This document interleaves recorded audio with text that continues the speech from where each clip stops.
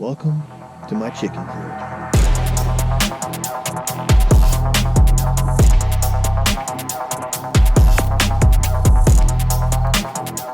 Pretty pumped, pretty excited about this video. We've been wanting to do this video for quite some time now. Just had a lot of stuff going on. But for starters, yes, I'm in a grout fit. I understand it. This is Homesteader version of cribs. Before we get into the whole taking you on the chicken crib tour, I basically built this thing for free. The only thing that we purchased was the screws and the hinges and stuff like that for this. The rest of it was built out of pallets. We drove around town just asking businesses if they had any pallets, and we came up with about 34 pallets. This coop holds about 12 chickens, and it took every bit of 31 pallets to build. So alright, here we go. I'll take you on the tour of the chicken crib.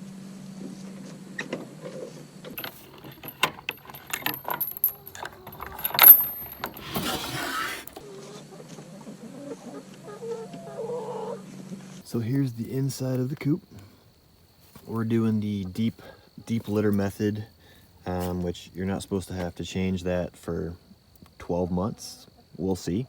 Every couple days I go in and sprinkle a little bit of shavings on there to cover up any of the poo or anything like that, so that it gets rid of all the moisture.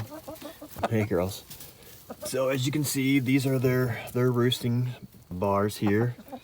Again, like I said, it holds about 12 chickens. Back there is the nesting boxes.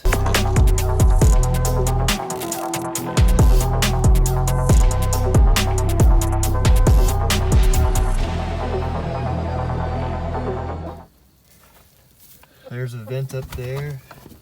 There's another vent back up here. Eventually we might put 2 more vent windows back there. Not really sure yet.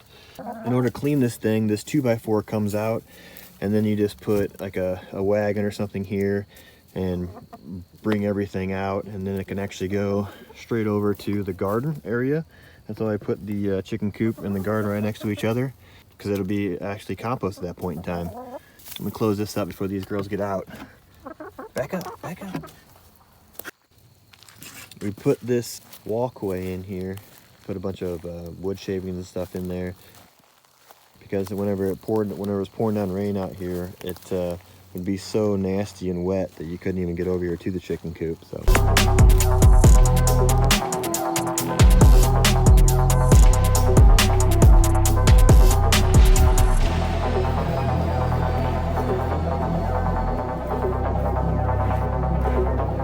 little planter box put up there. It's actually a box from some pallet. I think it's like an engine or something goes on it. Works for what we need it for. Roofing material, again, from the house. We got a little storage bin down there for food, and I put insulation up underneath it, and we also have double bubble insulation on all the walls throughout the coop as well. This is that double bubble that I was talking about that I put along the whole inside, and actually on the flooring underneath this deep litter method as well.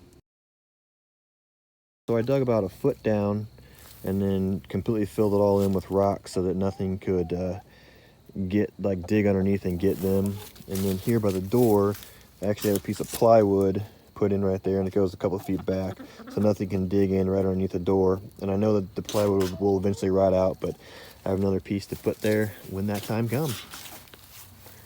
As you can see, it's on both sides. So here we cut a piece of plywood for the door. We took 4 pieces of pallet and put them about a 1/2 inch apart from center from each other in order for the plywood to slide up and down as a door. Also, we have some eye hooks there and some string that you pull the string in order to open and close the door at nighttime and in the morning. As you can tell, we did not put a stain on the actual coop itself. We did this method called, I'm gonna mess it up, but called Shugi Ban or something like that. We'll put the name of it up there, but basically you just take a torch, like a big torch, burn this thing really good until it turns black, let it set for just a little bit, and then take like a wire brush it all off of there, and then wipe it down so that all the soot and everything falls off, and it's supposed to be good to go for all types of weather and stuff like that. We've actually had ours built for about 2 years now, and that was well before the house was even put together, just because I couldn't wait. It's held up perfectly fine for the past 2 years, and it hopefully holds up for a lot longer than that. The shower shuggy bond posted up there works good. For the fencing part of it, to keep all the chickens inside here, we just used the fence that was left over from the backyard. The T-posts are left over from a project that we did whenever we first got here, mending some fences in the front part of the property. These are 6 foot tall fence posts. I put them in the ground for about 2 foot. We have really sandy soil here, so I went ahead and poured some concrete, which we had left over from the fence build as well. Poured some concrete in there just to kind of reinforce them, because I didn't want any creatures or anything, critters, grabbing hold of this and pulling them out of the ground. Again, everything's left over from the house build. The roof, the A-frame that I built here is left over from the house build as well. It's just roofing material. I built that for them so that they can have a place to shelter from the rain, shelter from the sun, and any aerial predators that might be coming down, they can hide underneath that as well. So on this far side, I put it all the way to the ground, and for the other side, I didn't go all the way to the ground just so the chickens can be able to see out. And then we did get this motion detector light for at nighttime. If anything comes, I think it's like 330 feet around or something like that, it just pops on and will scare anything away. We did build a little front porch area for them. I wish I would have gotten a lot of the footage whenever I was building this thing. But we do have some pictures and stuff that we will put up of the build.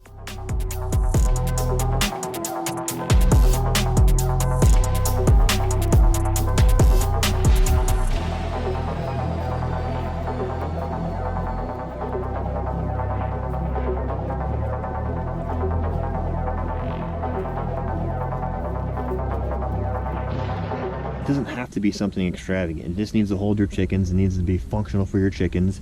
Chickens need to have a roosting things to roost on. They need a nesting box, and they need something to keep the wind off of them and the chill off of them. So I mean, like I said, I just put all the insulation on the side of it, on the underside of it, because I know that chickens don't like their feet to be cold. I think that's what I've heard. Like I said, I just insulated the whole thing, and in the summertime it does get a little warm in there. But we do have the 2 vents on either side, and I might add 2 more windows in this coming summer if need be. That is about it, man. Like I said, you can do it on a budget. You can do it for practically free like I did. I didn't have any plans, anything like that. It's just I kind of watched several YouTube videos, like took different things from each individual YouTube video that I thought was really cool, and just went with it. So you can do it too.